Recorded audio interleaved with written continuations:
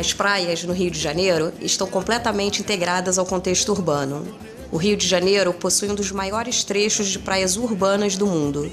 Estar na praia, no Rio de Janeiro, é estar em constante movimento, é tecer relações simbólicas de comportamento, é criar lugares e inventar práticas.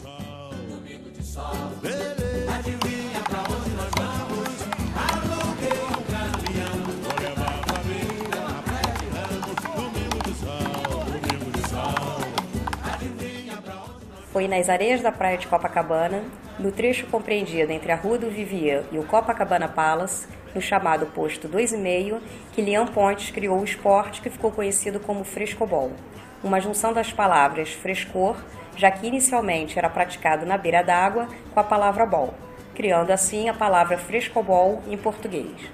De 1945 até os dias de hoje, o que vemos é um esporte que foi ganhando respeito, admiração e cada vez mais praticantes. Enfim, virou moda. De lá para cá, lá se vão 75 anos e o esporte genuinamente carioca continua a cara do Rio.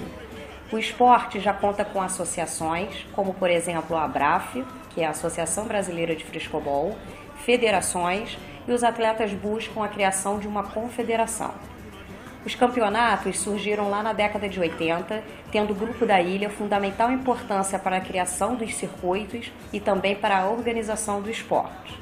Hoje, vários atletas cariocas e de outros estados brasileiros se preparam para participar do primeiro Mundial de Frescobol, que ocorrerá em março, no México.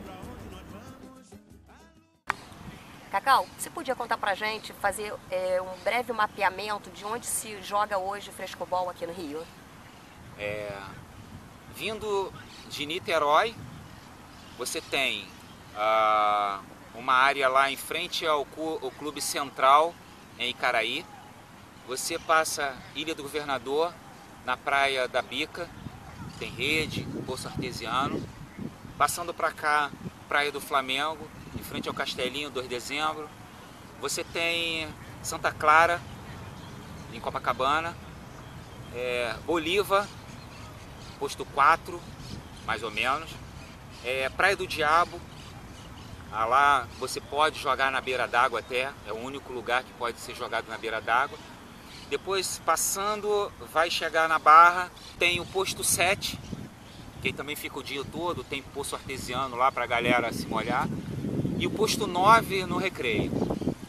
Bem, até agora são essas áreas aí. Quando nós começamos com esse processo de transformar o frescobol, sair do lazer e transformar em competição lá em 85, 86, a proposta era criar uma regra, porque não tinha regra nenhuma, porque era simplesmente um lazer. Mas só que a base do frescobol é a mesma, que é a destreza, é o ataque, e a defesa e a potência. Então disso a gente não tem como fugir, que são os 4 itens básicos do frescobol. E o frescobol junta tudo, né? O frescobol junta força, equilíbrio, rapidez, reflexo, né? Muita disposição. Para você ter uma ideia, os campeonatos anteriores, do pessoal dos anos 80, a duração de um campeonato era 30 minutos. Hoje são 5 minutos, pra você ter uma ideia. Né? Então você tem 1 minuto de descanso. No passado você tinha 15 minutos de descanso. Tá? Agora você compara 30 minutos jogando com raquete de madeira pesada e bolinha de tênis. Hoje você tem uma raquete de fibra de carbono ou de fibra de vidro e uma bolinha pen com muito mais pressão. Bom, essa é uma das modalidades do frescobol chamada trinca mista, da qual tem uma pessoa do sexo feminino e outro pessoal do sexo masculino. A modalidade trinca é onde tem um pivô que ele fica defendendo para os 2 atacantes. Tá? Este pivô, ele pode em certos momentos fazer o ataque. Isso convém dos 3. Outra coisa interessante na trinca é que o pivô muda, faz um rodízio no pivô. Então às vezes o atacante vai para a sua defesa e a sua defesa vai para o seu ataque. Então eles estão ali numa sequência, tá? Num campeonato isso estaria vendo a velocidade da bola e a sequência. O que é a sequência? É quantas vezes ela cai no chão. Então, por exemplo, nós temos aí uma sequência mais ou menos de 30 bolas no jogo. Então eles vão fazer uma simulação de trocar o pivô. Estão atacando. É uma outra sequência, os juízes estão analisando a sequência.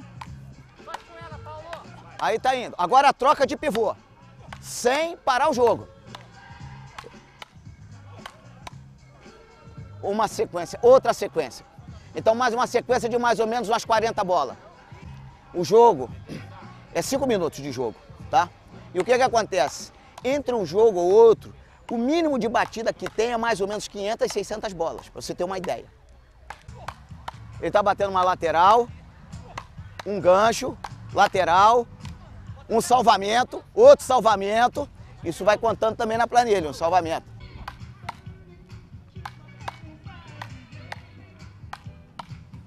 Esse é o backhand. É quando o camarada pega a bola na lateral e vem. E tem outras jogadas que tem outros nomes, além do backhand? Não, na verdade as jogadas especiais são backhand, martelo, tá? Backhand, martelo, gancho, colher. Mais ou menos essa bolinha deve dar mais ou menos 120, 140. Agora seria uma dupla mista, tá? É uma dupla mista, ele está no ataque. Aqui tem que ter um balanço. O que um atacar, o outro também tem que atacar quase a mesma quantidade de bola. Então, por exemplo, se um deu 80 ataques, o outro tem que dar 90, 75. Tem que estar nessa banda. Você tem as três, você tem a dupla masculina, a dupla feminina e a mista, dupla mista. Tá? Então são 3 categorias. 3 categorias. Entendi. Então a dinâmica é você estar sempre com o seu parceiro e a bola na pressão. Em movimento. Isso, na pressão. Inteiro, isso. Ataque e defesa, ataque. Ar, né? Exatamente. Não deixar a bola cair. Isso. Então você precisa fazer o seguinte: porra, eu preciso dar mais ou menos o nível de jogo 20 ataques por sequência. Aí eu viro o jogo, ela bate umas 20, 15, 21, 22 bolas, viro o jogo, tá certo? E vou batendo. Eu vou ter que manter esse nível de ataque, de defesa e velocidade. A grande vantagem do frescobol que eu vejo com relação aos outros jogos, tá certo? Primeiro que é o seguinte, você tem no máximo 3 pessoas. Então um fator fundamental que não tem que ter se chama equilíbrio. Sem equilíbrio não vai ter jogo nenhum, não vai ter ataque, não vai ter defesa, não vai ter backhand. Depois você tem que ter um conjunto. Então você tem que estar preocupado com o seu parceiro, você tem que estar sabendo como é que ele está, você tem que jogar para o seu parceiro. Você não pode brigar com ele. Se ele fez uma coisa que não deu certo, você não pode brigar com ele. Você não pode chamar a atenção dele. Você tem que o quê? Inverter. Estimular. Né? Estimular. Aqui tem jogo. Geralmente você só perde ponto no frescobol quando você tem uma atitude errônea, do tipo, falar um palavrão. Tá? Você perde. Você falar um palavrão na quadra, você perde. Qual a frequência dos campeonatos que tem acontecido, os campeonatos brasileiros? Olha, na verdade, está existindo uma frequência maior. Nós estamos tendo aí campeonato uma vez por mês, praticamente. Uma vez por mês? Uma vez por mês. Uma vez por mês. Porque hoje, se você contabilizar, a nível Brasil, entre dupla, trinca, masculina, feminina, amador, eu vou te colocar hoje, nós devemos ter mais ou menos uns 1000 atletas. 1000 atletas? 1000 atletas jogando. Jogando. Todo mundo deveria jogar frescobol. Deveria ser obrigação, sair de casa, jogar frescobol para depois ir para o trabalho. O que acontece é que o frescobol ele seguia o modismo, né? E interessante, se você fizer, eu tenho inclusive um trabalho escrito sobre isso, um artigo, que a gente vem citando o seguinte, que o frescobol, conforme o biquíni foi evoluindo, o frescobol ia seguindo os biquínis e ia se adaptando na praia, né? Tudo naquela época começou aonde? Começou na Praia do Bancário, Acelídio, Rosa, Paulinho, né? Na época eu tinha 14 anos de idade, estudava na escola jornalista Orlando Dantas, isso em 1974. E aí eu saía dali da praia, eu me lembro que a minha raquete, por isso que eu seguro na raquete até hoje aqui em cima, a minha raquete tinha um cabo cortado, ela tinha um cabo menor. O que acontece, naquela época, o frescobol era marginalizado. As pessoas não viam. A polícia tomava raquete, às vezes mergulhar na água para se esconder da polícia. O camburão chegava e tinha que mergulhar e esconder a raquete. Alguma coisa, ele trabalhava com aviação. Isso, e aí ele começou a trazer umas bolas americanas, que era a bola PEN. E o que acontece? Só que a bola pen, ela era muito mais leve e muito mais rápida. E o que acrescentou, evoluiu o frescobol. Né? É porque você tinha que se adaptar. Mais velocidade, mais reflexo e etc. Então, o jogo passou a ser mais rápido, a distância, muitas vezes diminui a distância, uns, por a bola ser mais rápida, aumentaram a distância, como era o caso do Roberto, que gostava de jogar no martelo de longe. E eu conheci em Ipanema um grupo de pessoas que trabalhavam com surf. Foi aí que eu comecei a conhecer o surf. E fui conhecer como é que se pontuava o surf. Existe uma relação, as pessoas não conhecem. Qual era o problema naquela época? Como não havia regra e a bola era muito rápida, a gente tinha que criar um critério. A gente dividiu essa quadra no meio, como se fosse uma quadra de vôlei, e pensamos também numa quadra de vôlei, mas de uma forma diferente. Nós criamos uma área que chamava-se área neutra. Então, nós tínhamos, o jogo naquela época era individual, isso tudo eu e o seu Miguel esquematizando isso, tudo na areia, né? Isso tudo foi esquematizado na areia, junto com o seu Miguel. Olha, eu fiquei tão possuído por essa situação que a gente fez na areia, que eu fui para casa. Eu fiquei o dia e a noite toda escrevendo.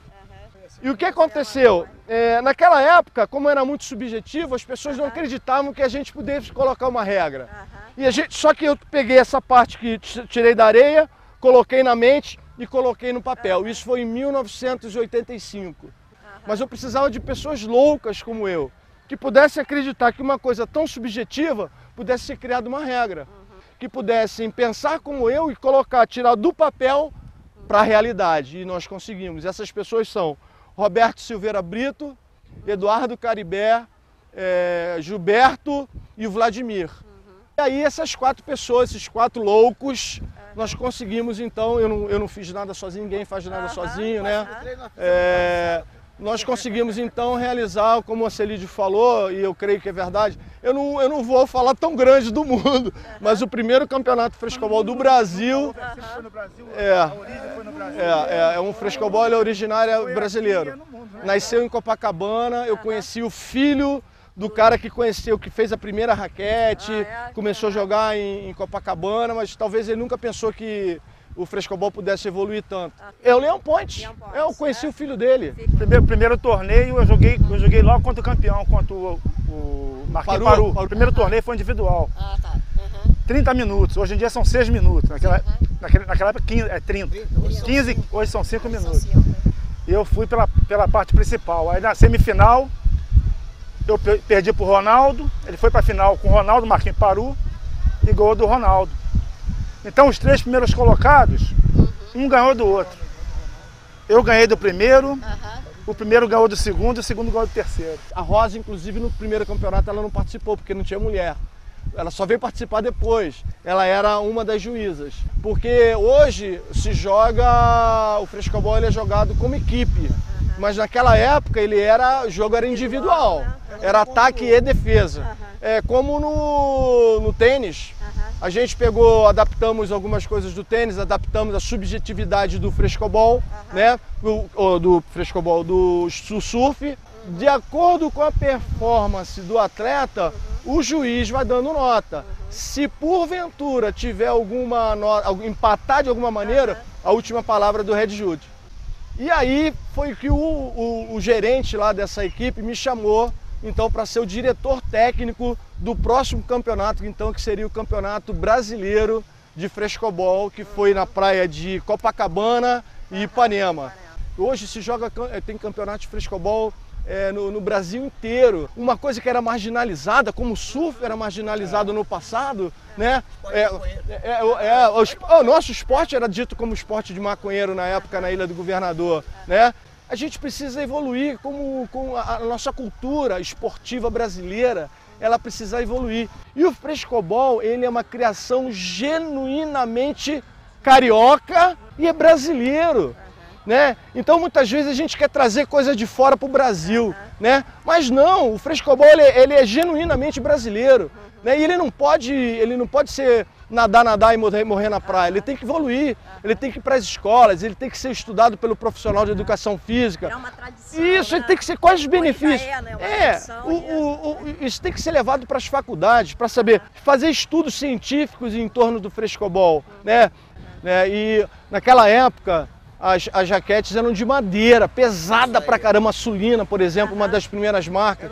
Era tábua de carne, a gente até chamava de tábua de carne. Quem tinha as melhores raquetes era de compensado naval, né? Cortavam compensado naval, cada um fazia a sua e tal. E hoje você vê, como a Ovelha mesmo falou, hoje você vê raquete de fibra de carbono.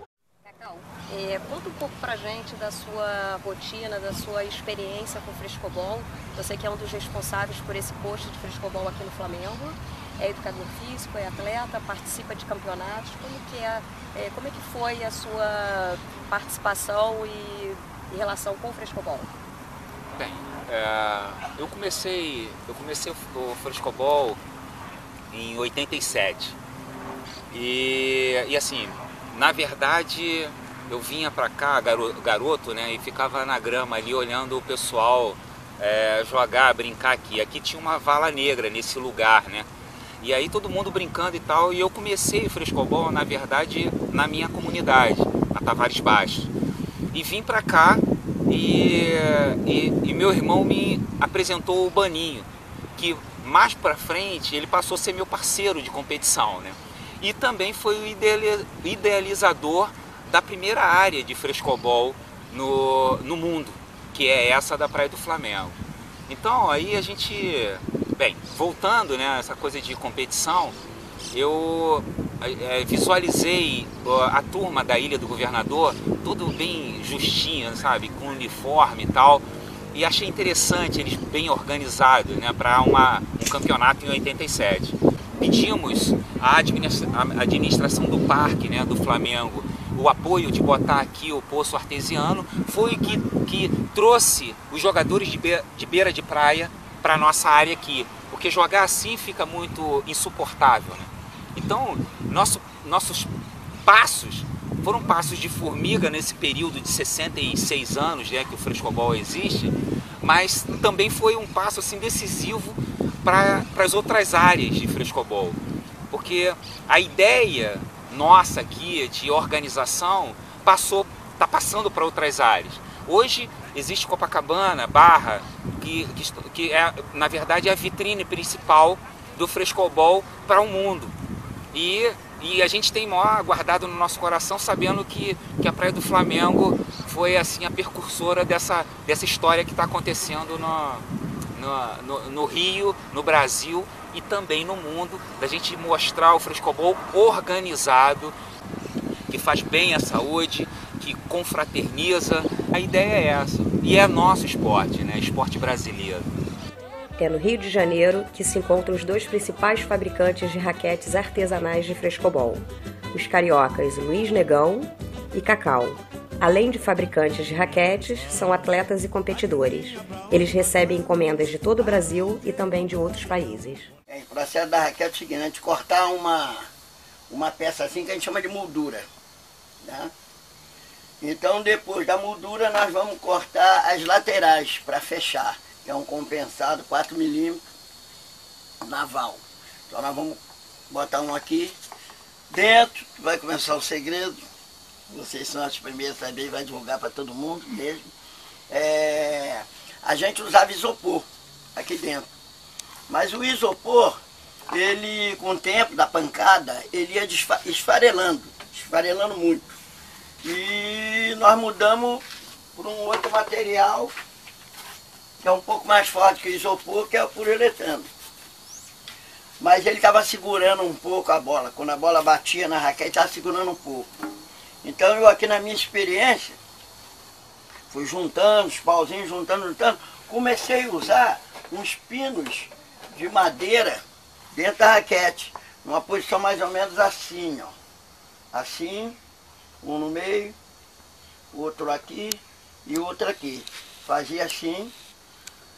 Para uns jogadores eu deixo o meio vago. Para outros jogadores eu preencho o meio. Porque um pinozinho desse faz uma diferença danada. Por exemplo, tem um jogador que tem quase 70 anos de idade, Napoleão. Tem um fôlego danado. A dele é assim, que ela bate oca no meio. E ela devolve mais, mas em compensação, a raquete tem um tempo de vida menor. Porque essa madeira que nós vamos botar aqui, ela trabalha muito. Então tem um tempo de vida menor. Quando a gente bota uma madeirinha no meio, ela fica rígida no meio. Ela já não fica mais macia no meio, ela fica como se fosse uma raquete maciça. Só que é para os jogadores que têm mais controle de uma raquete, porque ela fica muito viva, mandando muita bola, muito viva. Mas ela tem uma durabilidade maior, porque ela tem um reforço no meio. Aí depois disso a gente cola, vai para a prensa lá dentro. Vamos ver a prensa? É antiga, né? É manual, ainda não tem motor. O motor ainda é o braço. É o braço, né? Mas só assim a gente vai treinando para jogar bastante frescobol. Então aí a gente vai botar a raquete aqui, nós vamos botar uma madeira em cima e vamos apertar. Aí fica aí, se eu botar ela 8 horas da manhã, ela fica até as 3h30, 4 horas, que a cola seca rápido. Aí essa raquete vai sair, vou pegar. Ela sai colada, aí a gente vai para aquela máquina ali, ó. É uma serra de fita, aí dá esse acabamento mais ou menos. Aí a raquete já sai mais ou menos pronta. A gente vai lá para fora, que é para partir para o verniz. Deixar ela pendurada secando. Aí depois a gente passa para botar o grip. E aí a raquete está pronta. Queria saber, assim, para você, qual é a importância, né, para o mercado, né, para a própria economia ligada diretamente ao frescobol, se o frescobol vier a ser declarado patrimônio cultural carioca? Olha, vai ser importante, mas para mim, dentro de mim, o mais importante vai ser o esporte que a gente ama e adora. E há muito tempo que a gente vem querendo mostrar esse esporte que a gente pratica e mostrar para o mundo que ele pode ser um esporte competitivo numa Olimpíadas, sabe? Como vai ter agora. Agora, a parte da economia vai ser legal, porque o Cacau era reconhecido no frescobol como um cara que fazia raquete. Agora ele vai ser reconhecido como um fabricante de raquete, como um jogador profissional de raquete. Todo mundo apoia porque é um esporte bonito. Esporte que nós estamos fazendo a escolinha agora lá. Escolinha gratuita. Para pavão, pavãozinho, cantagalo, chapéu mangueira. Ir para lá jogar. Nós estamos com professores autorizados pelo CONCREF lá. Então pediria ao prefeito se ele não poderia fazer isso. Botar pelo menos 5 minutinhos, 2 minutinhos já é o suficiente para o mundo ver um esporte que nasceu no Brasil. Está sendo as Olimpíadas realizadas no Brasil, no Rio de Janeiro, e botando um esporte criado no estado onde as Olimpíadas estão sendo realizadas, no Rio de Janeiro. O meio empresarial ele não se interessou por um esporte que tem muito a oferecer. O frescobol ele produz roupa, camisa, calção, sunga, boné, viseira, óculos. Tudo isso daí está relacionado ao frescobol. A jaquete se permite colocar um adesivo estampando a marca de um determinado patrocinador. Então você tem muita coisa. A própria bolinha de frescobol, a gente tem uma necessidade de que a gente tivesse uma bolinha nossa. Então há muita coisa que se pode providenciar através da visão econômica. Nas nossas viagens, nos nossos campeonatos, nossos torneios, a gente movimenta a cidade pequena na questão econômica bastante. Vai dar muito fruto a muita gente que pode somar, pode agregar e pode fazer com que o esporte evolua. Para a gente é importantíssimo. Bem, se você começa a divulgar a brincadeira de praia como um esporte, tem vão ter mais adeptos, mais pessoas interessadas no esporte. Automaticamente vai abrir campo no mercado. Aqui no Brasil tem algumas marcas. Quando eu comecei, só tinha uma marca que fabricava raquete para o Brasil inteiro. E aí essa marca sumiu do mercado um tempo, foi quando eu entrei com o meu trabalho artesanal, que eu não deixo de ser artesanal, né? Assim continua ainda. E aí também acabou abrindo, na verdade, através de mim que veio vindo outras marcas também. Eu lancei a raquete com peso no cabo, então não tinha raquete com peso. Você simplesmente chegava na loja, comprava a raquete e vinha com uma raquete de tipo 500, 600 gramas, quase 1 quilo. E fui trabalhando, aperfeiçoando a raquete com isopor dentro, para dar maior velocidade, anti-vibração com isopor, para não ter risco de lesionar e tal. Economicamente, é uma coisa interessante, eu faço trabalho social, né? Eu dou aula de badminton e frescobol para a comunidade de Tavares Baixo. Isso faz a gente parar para pensar nas crianças que estão vindo por trás da gente, que acha assim, pô, esse cara aí consegue, ele é campeão. A gente se engana quando nós percebemos que não somos exemplo para as crianças. Muito enganado isso.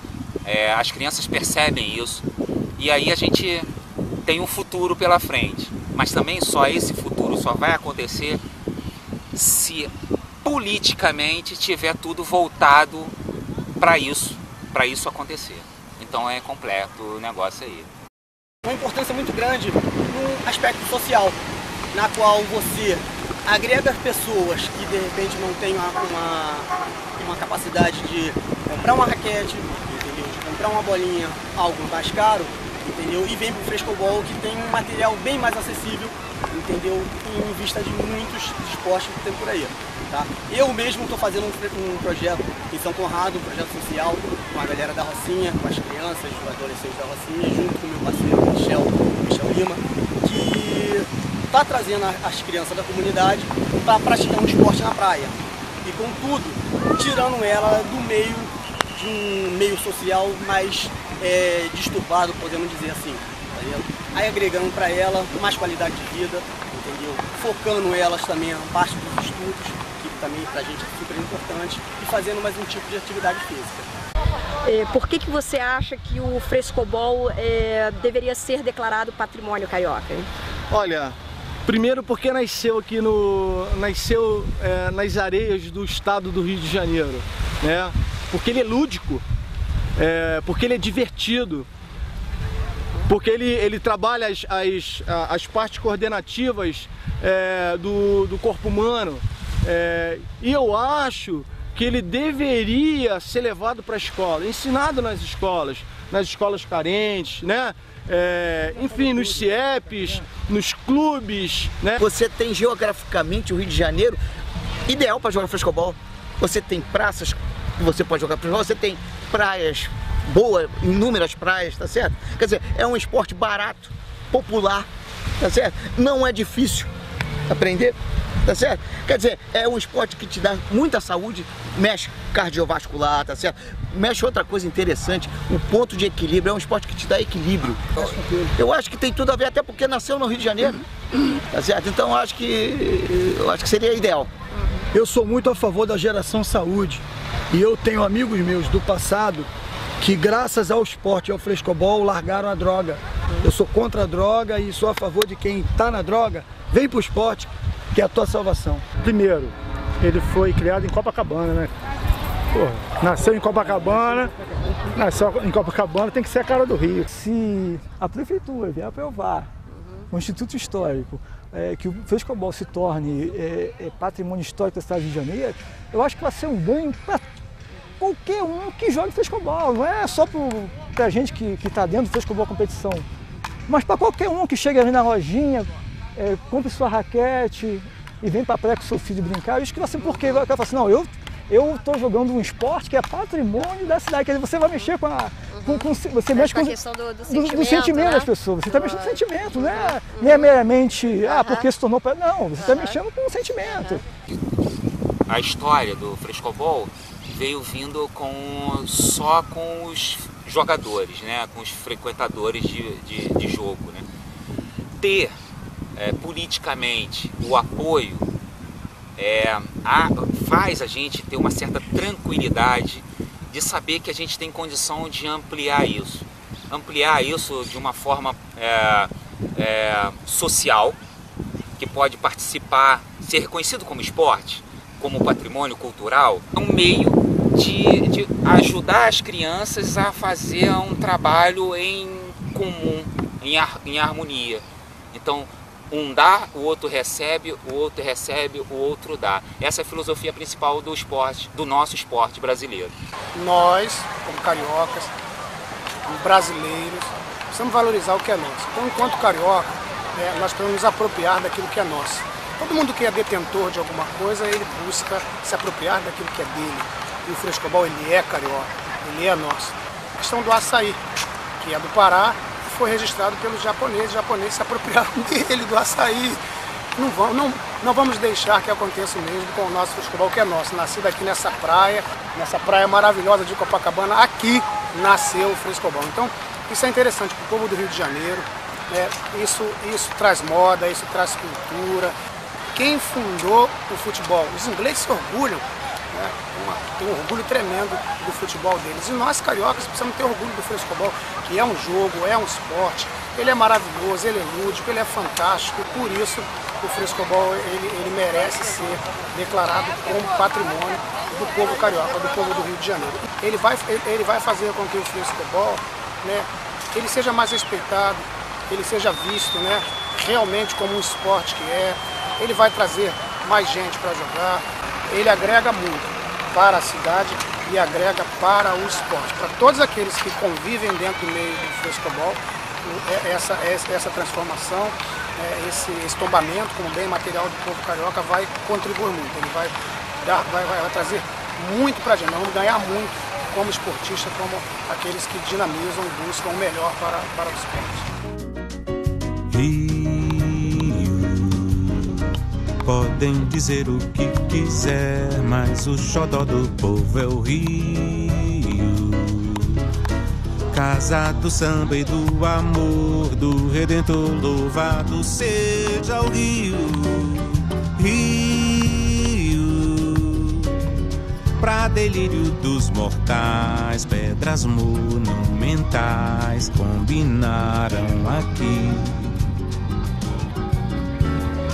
Um encontro colossal e contorno de beleza igual nunca vi.